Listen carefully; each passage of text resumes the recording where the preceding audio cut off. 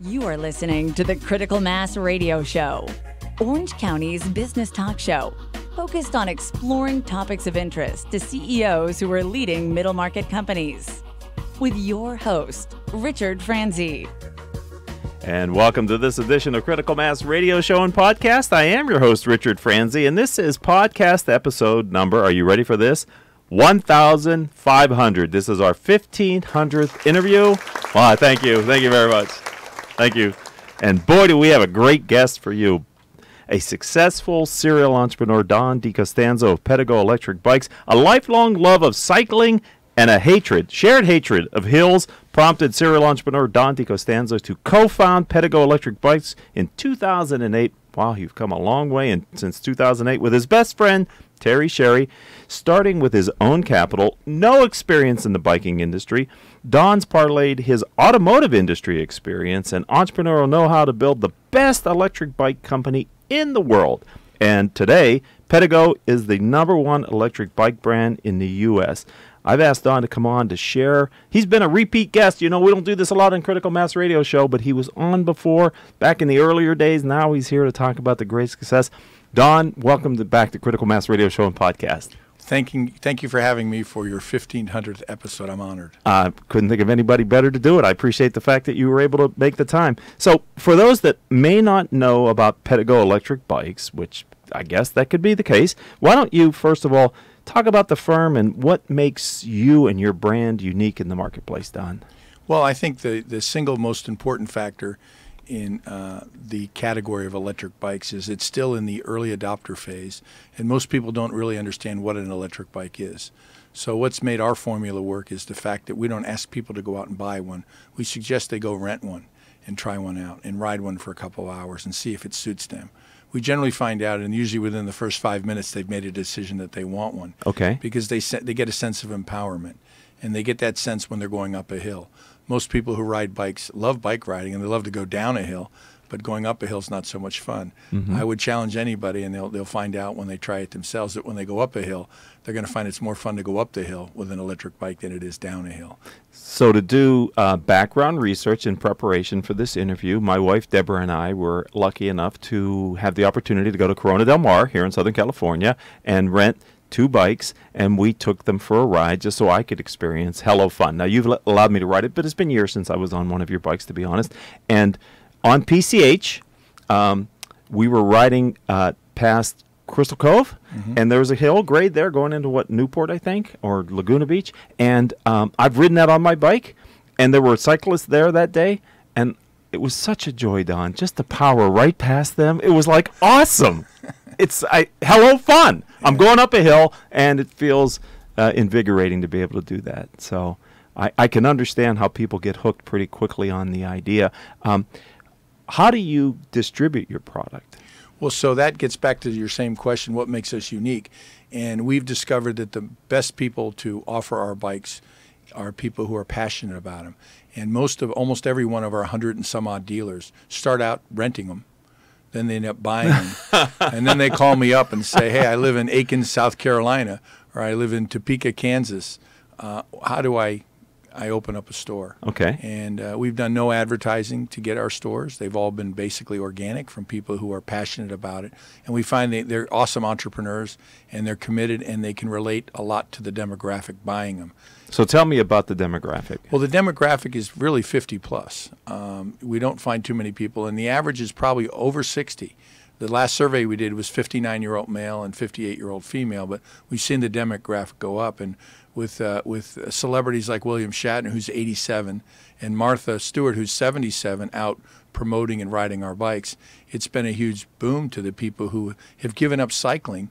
Because when you get to be 50 or 60, Rick, you'll find out when you get there. Right, thank you. That you don't have the same energy level that you had when you were 16, and you don't have the same stamina. Yet you still enjoy doing recreational activities. And riding an electric bike is a great recreational activity. In fact, there's statistics that suggest that you may get more exercise, or at least as much exercise, riding an electric bike as you would be a regular bike. And most people say, well, how is that possible? Yeah, how is that possible? And the main reason is because you're going to ride it more often, and you're going to ride it longer. Right. So when you had that experience riding up and down the hills, you're now there's no restrictions. You can go anywhere you want, and you don't worry about going down that big hill because the fear of going up the hill coming back is always a concern. Right. You don't have that anymore. You go down the hills, you go up the hills, you've got the assistance when you need it. But the trick is to pedal while you're doing it. You don't have to. I think the key is, and we rode it, we had a full day, but we could only ride it a half day. And so we the battery life, I mean, we hardly taxed the battery, and we went quite a ways in that morning that we rode it. We stopped for lunch, and we just couldn't, I wanted to go the other way then, right, go north away from Corona del Mar, but that'll be another day. What I noticed is, it seems to me the ideal would be pedal assist, where you're pedaling, but the bike is just helping you to kind of smooth out the hills and a little bit of the, you're still putting the energy into the bike, but you're not being heavily taxed by the terrain. Well, so you're 100% accurate. There's 3 ways to ride a PEDEGO. One is to pedal it like a regular bike. And if you want to get exercise, that's a good way to do it, because it weighs a little more than heavier than a regular bike, and you'll get plenty of exercise. The second way to do it is to use the throttle, and that allows you to ride the bike and not have to pedal at all. Right. The third and the most sensible way to do it is to use one of the 5 levels of pedal assist that we put on the bikes, where you've got 1 through 5 levels of assist, depending on how fast you want to go and how much energy you want to put into it. And most people find they only need 1 or 2 levels of energy unless they come upon a big hill, and then they want to get up that hill really fast, and then they may hit the throttle to help them overcome that hill. So they end up at the top of the hill not being totally out of breath and discouraged, where they get to the top of the hill and now they're going to continue on cycling. So the best way to ride it is using the combination of the pedal power, human power, and the power that goes in it. So I can remember years ago, you and I were standing at an event, and you, as an entrepreneur, said to me that you wanted the PEDEGO to be the brand recognized, the Kleenex of the electric bike industry. How are you doing against that strategic goal? Well, by most measurements, we're doing very well. We did that by opening our own branded stores. Nobody else has done that in this category. And most people will talk about riding their e-bike, or they'll talk about riding their PEDEGO.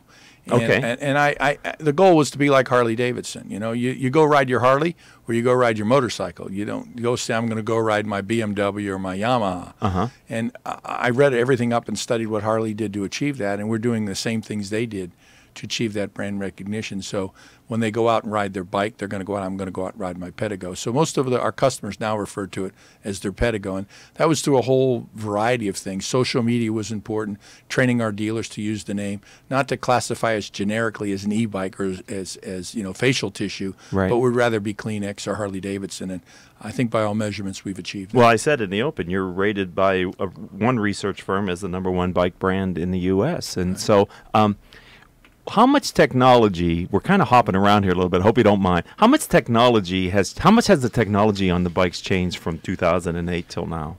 Well, 2008 was the year that PEDEGO was formed, because 2 very critical things happened that year. I was in the electric bike business 2 years prior to that. Oh, you were? And I had a retail store in Newport Beach selling electric bikes, and I was selling all the brands I could find, and they were few and far between. And they did a horrible job of customer service. They had ugly bikes, and they really didn't care about the customer. And it was difficult, so I began building my own, and that's when I realized there was an opportunity, because 2 things happened. A 3-phase motor came out for electric, which made the motors much smaller and much lighter. Okay. And the second thing that happened is lithium batteries became of age. And if you think back to electric cars, most of them failed because they were using lead-acid batteries. So the single most important factor was the lithium battery. That allowed us, instead of going 10 miles and having a life expectancy of 100 charges, to go to 2,000 charges and a range of 50, 60, 70 miles. That was the game changer for us. So that technology. So enabling technology then. Right. And I wouldn't give it technology so much as I would say chemistry.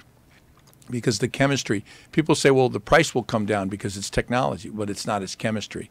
And unless they change chemistry, the value of lithium cost X amount of dollars. And that's not going to go away until another technology evolves for battery storage. We're going to live with lithium for a long time, but that was the game changer for us. So the volume shipments are picking up. How did you head on Hello Fun? Well, that's a great question. We always knew we sold fun, and we always say we sell fun. I mean, our very first catalog says, buy some fun. We sell fun, and that was kind of been our mantra. And then one day I saw a posting on social media from our distributor in the UK, and he said, hello, fun. with a comma and then the dot, dot, dot. And I said, oh, my God, that is it. So we started adopting it, and then we ultimately trademarked it. So because that's really what people are. They're looking, everybody looks to find a little bit of fun in their life. And I don't know what you can buy today for any amount of money that'll give you as much fun as riding an electric bike that you can do every day. You can say, well, for fun, I can go take a vacation. Well, great. A week, 2 weeks, whatever, it's over. If you invest in an electric bike, you can have fun every day that the weather allows you to. You decide to do that. And I don't know what else you can buy that'll do that for you. Well, I've also, in some of the articles that I've been looking at about your brand and the success that you've had, people are using it as a commuter tool. And in heavily congested areas like Los Angeles, people even comment that they're able to get to and from work more expeditiously on the PEDEGO than if they were sitting in their electric car because of the traffic. Well, the whole idea of micro-mobility is really taking off all over the world because electric allows for that, whether it's an electric scooter, an electric bike, electric skateboard, or an electric car. Electric mobility is where it's going to be happening. And some people predict that, in the next 10 years, everything's going to go electric. It makes a lot of sense, especially if you're solar powered. Like my house is solar powered, so I can charge my bike and my electric car at my house and never have to go on the grid. And so anything to do with micromobility. In our particular case, most of our buyers are not transportation people yet. I think that's going to evolve. Okay. Most of the buyers are recreational buyers. They're just like you and your wife. Right. Go to Corona Del Mar. You want to spend a day. You want to go on a date. You want to go, go get a cup of coffee, meet up with friends. Electric bike gives you that tool to be able to do that and not have to worry about the hills or arriving sweaty or anything like that. And most importantly, for a lot of cyclists, you don't have to cleat up. You don't have to put all the garb on to ride the bike. You can just go there and have a recreational experience. Right. I could see it as my wife works 6 miles away from our house, and we had that conversation. This would be a very easy ride for her using this bike because there's a major hill between our house and her school where she teaches. So this knocks that right out. I mean, you can just go up that hill, no problem. So we've talked a lot of good things. You made news last year based on some decisions you made as a business owner and entrepreneur here in the U.S., and it relates to the U.S.-China trade tariffs. Can you set the context and tell us a bit about how you saw that impacting your business, and then as an entrepreneur, what you did about it? Sure. Well, in business, I always look at what's the problem and what are the possible solutions. In this particular case, the problem was that we were surprised in June, we were surprised with the government decided to include electric bicycles in the 25% tariff. So all the bikes that we would import will then have an additional 25% cost, which would be a significant impact on it. So we decided to say, well, should we fight it or should we adapt to it?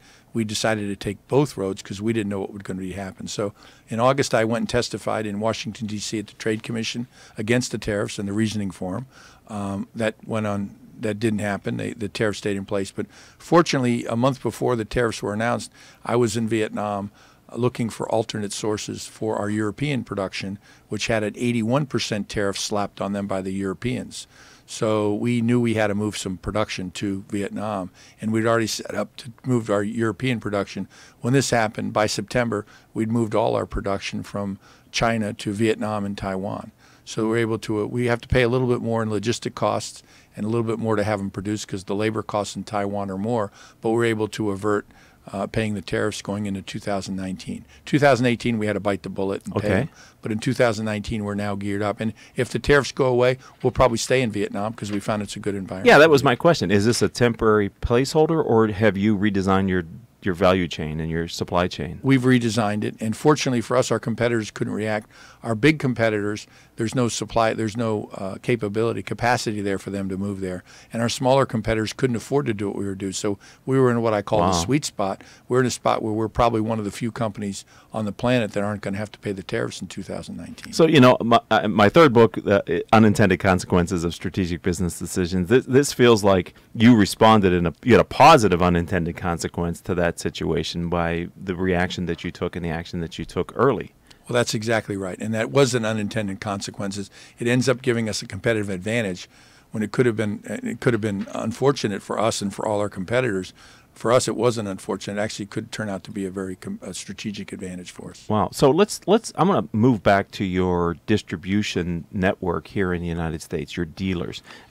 What is can you talk about that? What's your relationship with them? Not your personal relationship, but what's the business structure that you have for your dealer network? Well, we began just having a handshake deal. We said you open up a store, you put PEDEGO on it, we'll support you. And that was good in the first 5 or 6 stores. And then we realized we needed an agreement. So we created a license agreement that suggested, hey, we'll support you, you support us, and let's have an agreement. And then we decided to move to a franchise model, and we hired a company out of Chicago called iFranchise Group, and we paid about $125,000 to turn our business model into a franchise model. Okay. And at the beginning of that, the president of the company told me that only 95% of the company go through with the franchise. 5% of the people decide after they've been through the whole process not to do it. And I said, well, what kind of person would spend all this money and then not do it? And I turned out to be that person. All right. And the reason we did it is why? we found out that it might create a very unfavorable environment between us and our dealers. We just didn't think with the relationship we had, we felt them paying us a franchise fee, they might feel disenfranchised, for lack of a better term. Yeah. And we've got a great relationship with every one of the dealers. We honor and respect them, and they honor and respect us. And if they were paying us a franchise fee, we think it could turn acrimonious. Wow. So we decided not to do it, and it turned out to be probably the single best decision we made in the company, because we were at about 30 stores at that time, and now we're at 107, I think, in the U.S., plus a bunch around the world, and we think we'll have 500 over the next few years. We'll grow. 500? Yeah, it's certainly possible. Okay, so we're talking to a network of business owners, CEOs, executives. What type of person becomes a partner for you and opens a store for PEDEGO? We've got everything from people who had no business experience at all and no knowledge of the bike business, and we turn them into entrepreneurs. I think my proudest accomplishment, I think, has been since I've been at PEDEGO, and I've been able to help all these people who didn't know how to be an entrepreneur become an entrepreneur, because we provide all the support services they need.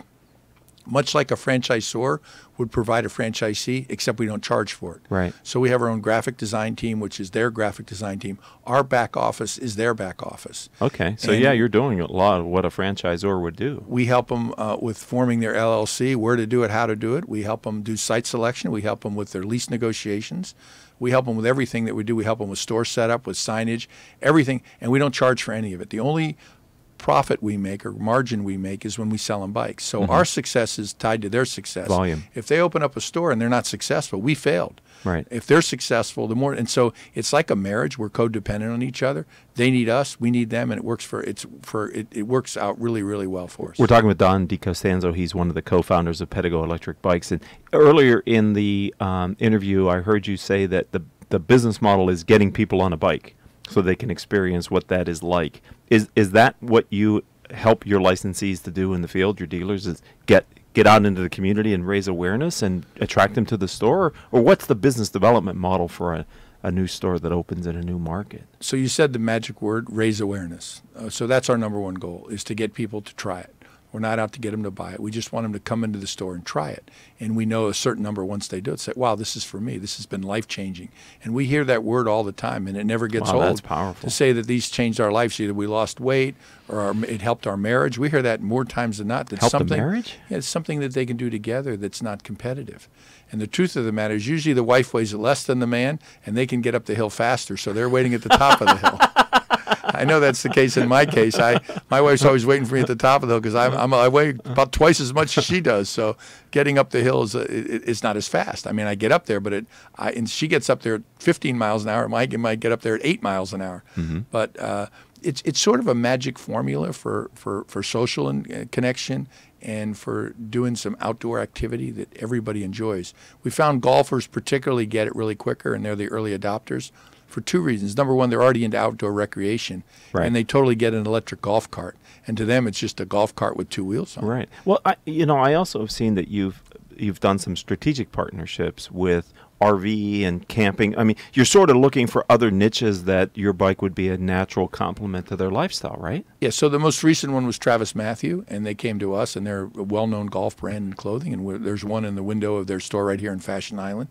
But it started out with Tommy Bahama. I noticed that many of our customers wore Tommy Bahama shirts. So I asked him one day, I said, every time I see you, you're wearing a Tommy Bahama shirt. He says, I have 60 of them. Oh, my I God. change one every day. In fact, in 61 days, you'll see me wear this shirt again. And he said, you should go to Tommy Bahama. So I looked up Tommy Bahama. I contacted him in Seattle.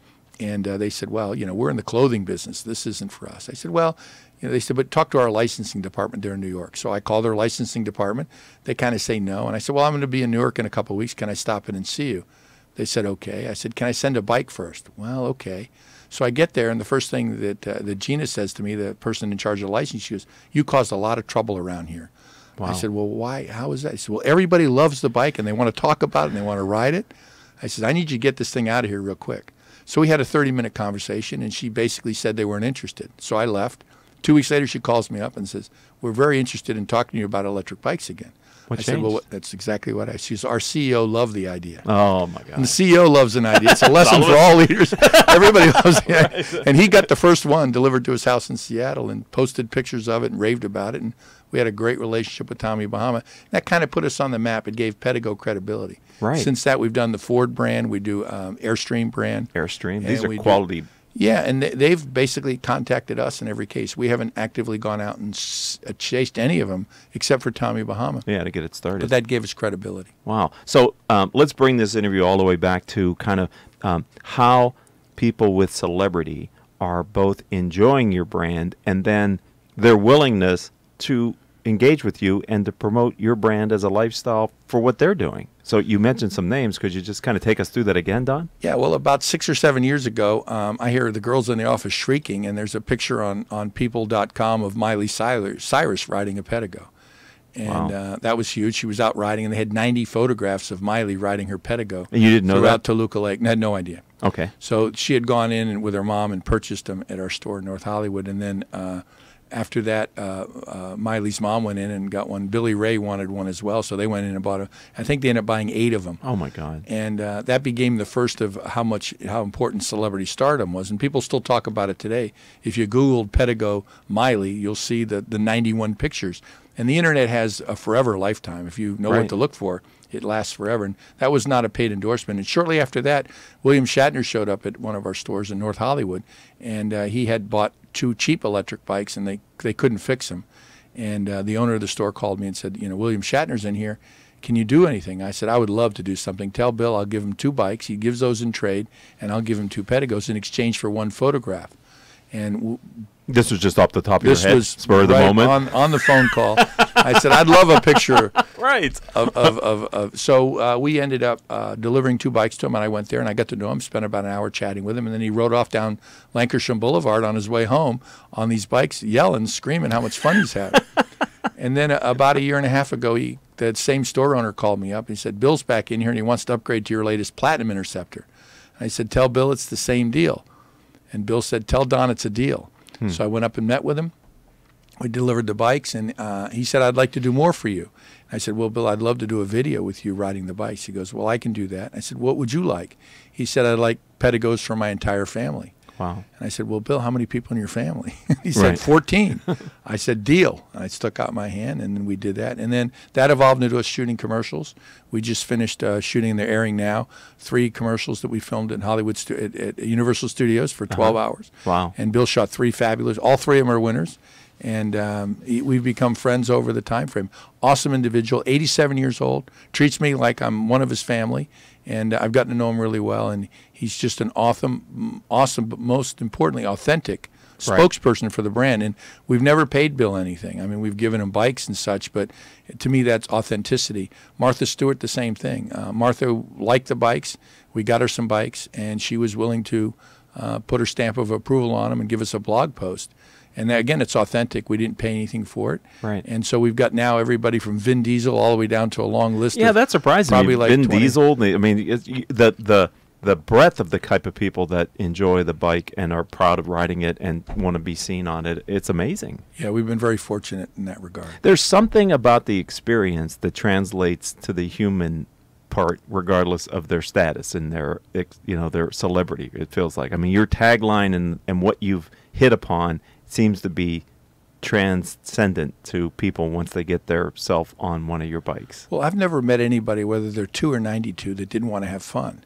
And our bikes are fun. You can say anything you want about them, but PEDEGOs are fun to ride. And everybody who rides them has that same experience. And the celebrities are no different.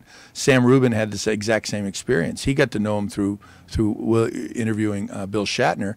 And Sam got involved. And now he has PEDEGOs. And now he's spreading them out to the celebrity world about it. And can I get one for this? Can I get one for that? And I've got the same program. I'll give you a bike for a picture.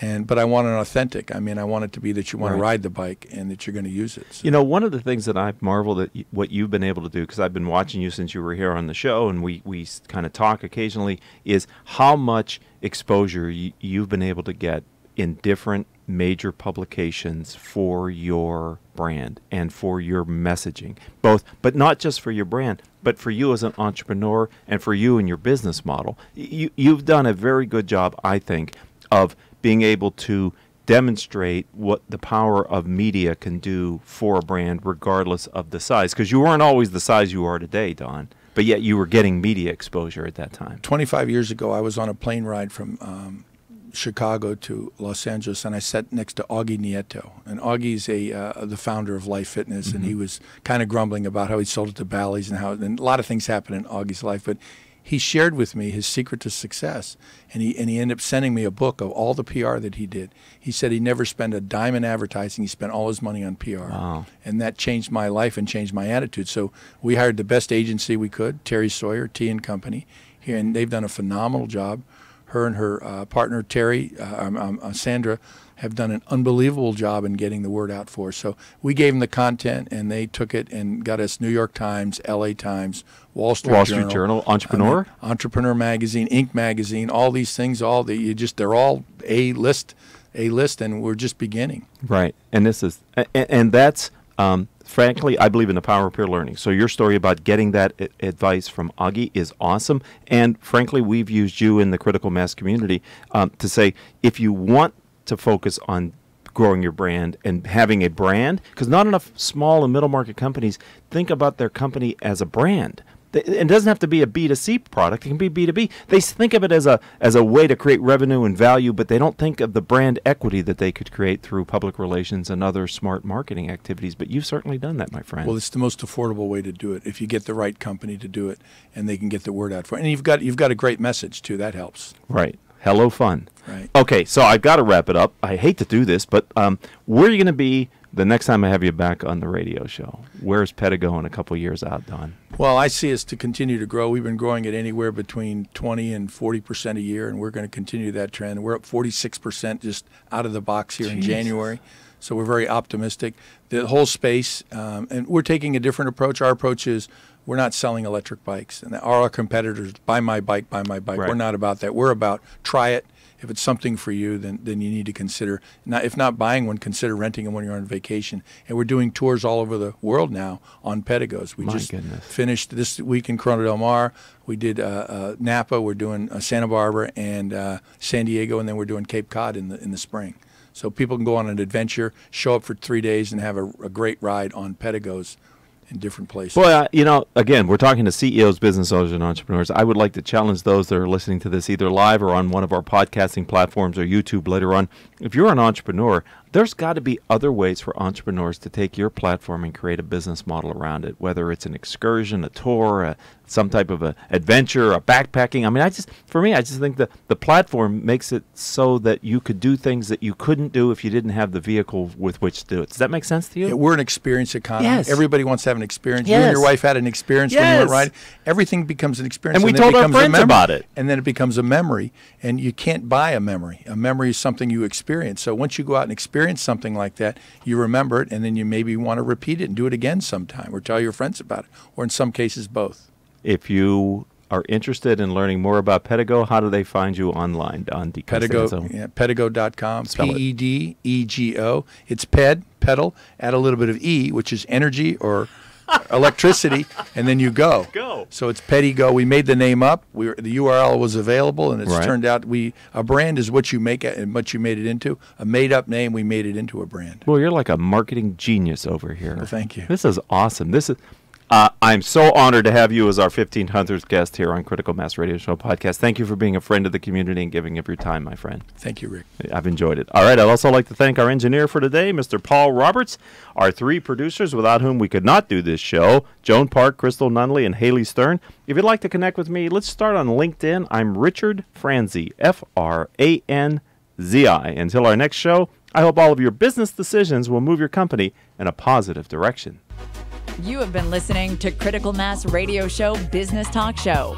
focused on exploring topics of interest to CEOs who are leading middle market companies. With your host, Richard Franzi.